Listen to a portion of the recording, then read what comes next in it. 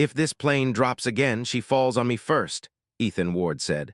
The man across the aisle stopped reaching for Amelia Cross. The red-eye from Portland to Atlanta shook in a storm. Amelia slept on Ethan's shoulder, his jacket over her, unaware his arm was bruising. She was 29, beautiful, long black hair loose over a cream coat, known as CrossBridge's cold CEO. No one knew Ethan was 30, strong-built, short-haired, and working 2 jobs for Rosie's surgery. The passenger muttered, "Wake her up, she is not your problem." Ethan held Amelia tighter. "Tonight she is." Hours earlier, Amelia stood at Portland International Airport after losing the biggest deal of her career. Her board was ready to blame her. Her father had died 5 months ago. His backpack held tools, medicine, and a bakery bag. His phone buzzed. A small voice asked, "Daddy, did you get the cloud cookies?" Ethan smiled. "I got them, Rosie, first thing when I get home." Rosie was 6, loved clouds, and needed heart surgery before winter ended. On the plane, Amelia glanced at Ethan, decided he was background, and opened her laptop. Somewhere over Idaho, exhaustion won. Her head slipped onto his shoulder. He did not wake her. He covered her with his jacket. When turbulence hit, he held her until the storm passed. By Atlanta, a dark bruise had spread across his forearm. Amelia woke and froze. "I am so sorry." Then she saw his arm. "You held me like that?" Ethan pulled his sleeve down. "You were finally sleeping." At baggage claim, he freed her carry-on, refused her money, and answered his phone. Rosie's voice cut through noise. "Daddy, my chest only hurt a little today. Did you remember the cloud cookies?" "Yes, Stargirl, I remembered." Amelia walked away before Ethan could see her cry. For 4 days, she called it curiosity. On the 5th, she asked her assistant Miles to find him. Ethan had designed a routing system at Copperline. It sold for millions, but his name vanished. He fought and lost. Soon after, Rosie was diagnosed. Later, his wife left. Amelia opened a hospital photo of Ethan holding Rosie's hand. He smiled while hiding fear. Amelia recognized that face.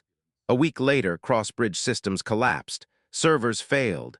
The internal team argued while time ran out. Ethan arrived, studied the system diagram once, and went still.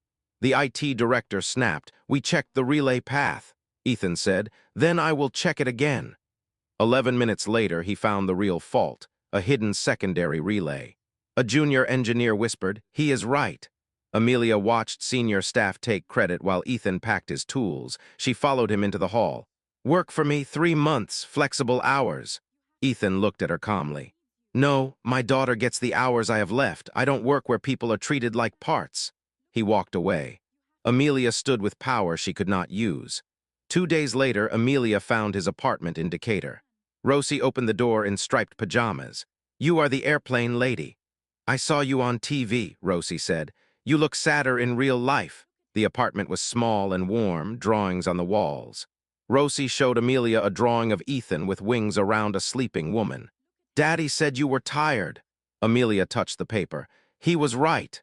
She came back the next Thursday, then again.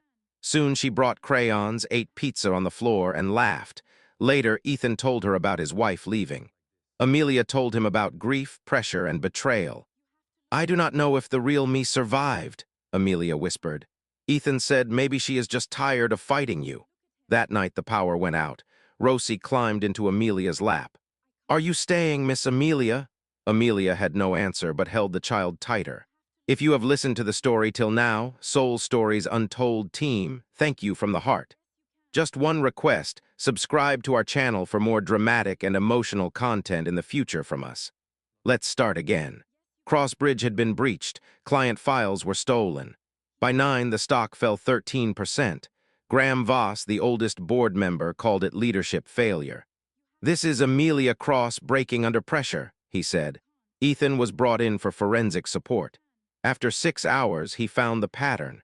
The stolen files used a medical leave employee's credential. Someone inside had used that absence as a mask. Ethan reported it to Clark, a deputy loyal to Graham. Clark buried it, so Ethan told Amelia directly. Graham summoned him to a glass conference room. "You exceeded your authority," Graham said. Ethan answered, "I reported evidence." "You are a contractor. Evidence is not your concern." Amelia entered before Ethan could answer. "It is mine. From now on, everything he finds comes directly to me." For 1 second, Graham's smile slipped. 2 days later, a financial outlet published the poison. A young CEO, a male contractor, private visits, access. It never called Amelia corrupt. It made people wonder. That night, Ethan stood outside her office. I am stepping back. You did nothing wrong. I know. Then do not let them win. They are using me to hit you. 4,000 jobs matter too. Amelia wanted to argue. Instead, she let the only man who never asked her for anything walk away. 3 nights later, Rosie was admitted to the children's hospital. Amelia found Ethan in the corridor, holding untouched coffee. From 15 feet away, she saw the truth. He was terrified. Amelia crossed the hall and put her arms around him. You do not have to carry this alone. Ethan went still. Then his forehead lowered to her shoulder. For one moment, he was only a father. Rosie stabilized, but surgery had to happen soon. Amelia arranged a surgical team through a foundation and covered the cost quietly. She thought she protected Ethan's pride. She was wrong. He found out and came to her home. You made a decision about my child without me, Amelia whispered. I was trying to save her. I know, that is why I am still standing here. I need you not to become another person who decides my life for me. They did not speak for 4 days. On the 4th night, Amelia understood. Money could pay a bill, not purchase trust. He presented a dossier naming Ethan as the source of the breach. Access logs, timelines, notes, all fabricated. Amelia listened until he finished. Then she said, I need 20 minutes. When she returned, she was not alone. A federal cybercrime agent walked beside her with binders and a former contractor, Lena Ortiz. Lena had seen a strange network session. Money led to a shell company. A second credential matched the theft. That trail led to Graham, not Ethan. At 10:48, Graham was read his rights in the boardroom he thought he owned. After he was escorted out, everyone waited for Amelia to claim victory. Instead, she stood. I am resigning as CEO. No one breathed. This company was my father's dream. But I turned it into a wall until I almost lost the people who made me human. I will stay through transition. After that, I am done wearing grief like armor. She left before anyone could turn freedom into strategy. Rosie's surgery happened 6 weeks later. For 4 hours, Ethan did not move. Amelia sat beside him. When the surgeon came out, he smiled. It went beautifully. Ethan covered his face with both hands. Amelia did not speak. She only stayed close enough for him to know he was not alone. Rosie came home 10 days later and drew her repaired heart. Amelia framed it. 3 weeks later, Amelia went to Ethan's apartment and found it quiet. Mrs. Alvarez handed her a folded note. Go to Willow Creek Park. The park sat behind the children's hospital. Ethan was kneeling beside a bright new playground with wide ramps, smooth platforms, and benches for tired parents. Rosie sat nearby, bossing neighbors about screw placement. Near the entrance was a sign, for every child who needs a place to feel brave. Amelia understood. Ethan had used every dollar from the foundation, not for himself. Not only for Rosie, for every child who needed proof life was still waiting. Ethan tightened one last bolt and looked up. There are kids who need it more than we do. Amelia crossed the grass. For once she had no speech, no offer, no title. She sat beside him.